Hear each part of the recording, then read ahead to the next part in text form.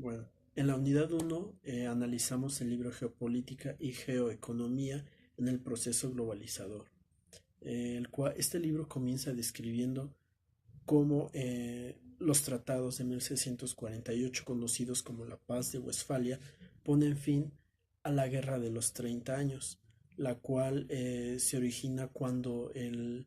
Sacro Imperio Romano germánico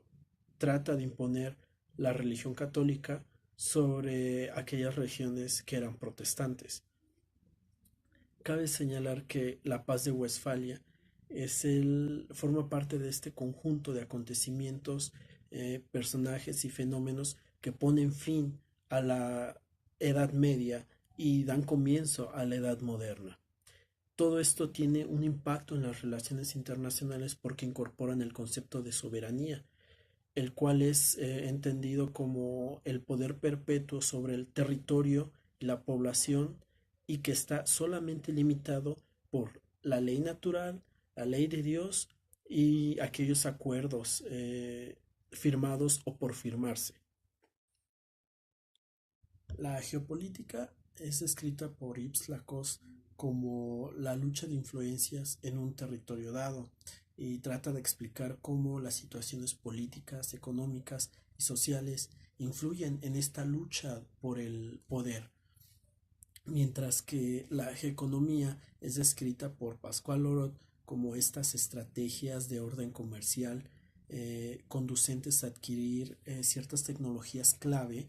o a conquistar ciertos segmentos del mercado mundial que son igualmente clave. Cabe señalar que ahora vemos un cambio en la manera de influir de los estados en el escenario internacional. Antes se hacía mediante el fortalecimiento militar de los países, mediante la coacción a los demás países se demostraba qué país era el que tenía la última palabra. Ahora vemos un cambio y vemos cómo la ha evolucionado y mediante la tecnología, mediante la influencia en los mercados y mediante las multinacionales se demuestra qué países son los más influyentes en todo el escenario internacional. Cabe señalar que la proliferación de los regionalismos hizo evidente que los estados deben de cooperar entre sí, ya que los estados, quieran o no, deben reconocer que no tienen la capacidad para autosatisfacerse, porque dependen de los productos, de las materias primas, incluso de los productos tecnológicos que se producen en otro estado. Asimismo, la regionalización en oposición al unilateralismo fomenta la cooperación internacional por medio de alianzas entre estados que comparten intereses,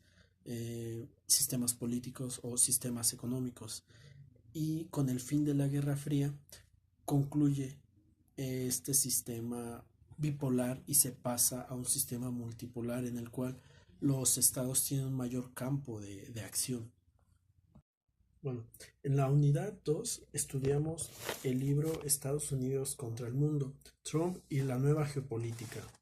Este libro es una recolección de distintos ensayistas que abordan diferentes temas, pero que de alguna manera todos se relacionan. Inicia el ensayo haciendo una crítica muy severa a la globalización y muestra cómo distintos actores se han visto afectados por esta. Y esto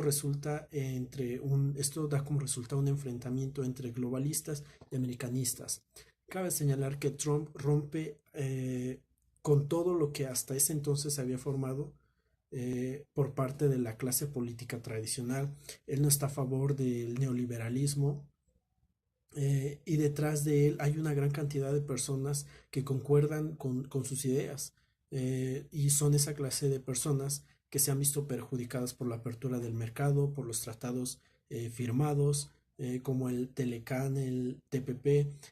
por la desregulación laboral y la inmigración. Son personas que no se encuentran tan inmersas en la globalización. El siguiente ensayista habla sobre el fracaso del neoliberalismo y concluye que no fue un fracaso, sino un éxito, porque cumple para lo cual fue creado, es decir, proteger a los grandes empresarios. El siguiente autor nos habla sobre las relaciones ásperas que ha tenido Estados Unidos con China y cómo Estados Unidos ha tratado de detener el avance comercial. eh, Esto desde la administración de Barack Obama, con la estrategia de reequilibrio que consta de cuatro acciones. La primera consistió en desplegar el 60% de la fuerza naval y aérea en la región Asia-Pacífico. La segunda fue el Acuerdo Transpacífico, que no incluía a China. La tercera, el uso fue mediante el uso de relaciones diplomáticas para generar tensiones en la región contra China. Y la cuarta consistía en mantener los contactos con China. Sin embargo, todas estas acciones fueron contraproducentes. Ahora bien, el otro autor menciona que el impulso del neoliberalismo ha favorecido a países como China, demostrando con esto que el neoliberalismo no está hecho para favorecer a los países más ricos como algunos argumentan, sino que es un modelo económico que incentiva la competencia y en el intento por contrarrestar el déficit comercial que ha tenido Estados Unidos con China, México, Alemania, Japón y Canadá, ha hecho que Estados Unidos exija que estos países tengan una mayor apertura en los sectores de alta competitividad estadounidense. En la unidad 3 estudiamos el libro Una ética mundial para la economía y la política de Han Kung. El autor comienza narrando cómo estadistas usaron la política real y dejaron a un lado el idealismo. Lo que el autor propone es una mezcla de los dos, por lo cual menciona que los idealistas deben tomar en cuenta que una completa subordinación de la política a la ética no respetaría la autonomía de la política y conduciría al irracionalismo, mientras que a los realistas menciona que no deberían olvidar que una completa independencia de la política con respecto a la ética lesiona la vigencia universal de la ética y conduce al amoralismo.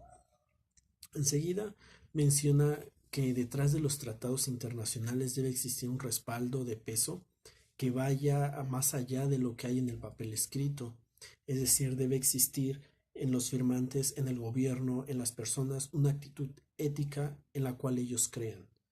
para que se detengan antes de violar o de tratar de darle la vuelta a los tratados internacionales, por lo que considera que la religión juega un papel importante en este aspecto, al moralizar a la sociedad con principios que deben ser universales. Ahora bien, el autor también menciona que hace falta una ética mundial, es decir, un consenso básico relativo a determinados valores vinculantes, a criterios irrenunciables y actitudes personales básicas, sin los cuales cualquier comunidad terminaría amenazada por situaciones anárquicas o por unas dictaduras. Además, la ética mundial debe evitar los errores cometidos por la Declaración de Derechos Humanos, por la Declaración Universal de Derechos Humanos. Es decir, debe ser congruente con la realidad, debe estar orientada al ámbito ético y debe ser comprensible para todos, para todo lenguaje. El autor también menciona que hace falta una ética en la economía, ya que se ha socavado el Estado benefactor, de manera que los derechos sociales que se habían adquirido están pasando a manos del mercado. Y como consecuencia de algunas políticas implementadas, personas que no tienen los suficientes recursos económicos quedan desamparadas y la función que ejercía el Estado se ha visto mermada, por lo cual el autor propone que la ética en la economía se debe adaptar a las situaciones globales, es decir, se debe buscar un nuevo intervencionismo estatal y así como una economía global de mercado que esté vinculada políticamente a los objetivos humanos y sociales. En la unidad 4 estudiamos cómo el comercio internacional está cambiando debido a las nuevas tecnologías que están creando nuevas oportunidades, sobre todo para las pequeñas y medianas empresas, lo que redunda en beneficio especialmente de las empresas de los países en desarrollo, que ahora pueden integrarse al comercio internacional gracias a la reducción de los costos. Sin embargo, uno de los principales problemas a los cuales se enfrentan es la ineficiencia en los procedimientos aduaneros que sigue dificultando el comercio. Además, otro problema al cual se enfrentan es el acceso a la financiación, que constituye un serio problema para las pymes, ya que más de la mitad de sus solicitudes de financiamiento del comercio son rechazadas, en comparación con apenas el 7% que en el caso de las empresas multinacionales.